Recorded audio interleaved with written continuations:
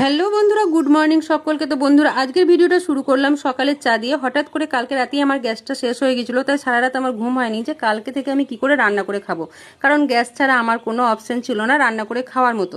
আর তোমরা তো জানোই এখন গ্যাসের কিরকম ক্রাইসিস চলছে, খুব সহজে আমি গ্যাস পাবো বলে মনে হয় না।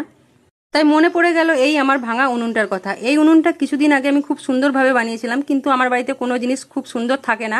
আমার বাড়িতে একজন আছে না, ওই যে বালবিটি সমস্ত জিনিস ভেঙে চুরে রেখে দেয়। এই উনুনটাও আমার ভেঙে রেখে দিয়েছিল, ভেবেছিলাম ফেলে দেবো, কিন্তু ফেলে দেওয়া হয়নি। ভাগ্যিস ফেলে দিইনি, তার জন্য আজকে এই উনুনটা আমার কাজে লেগে গেল।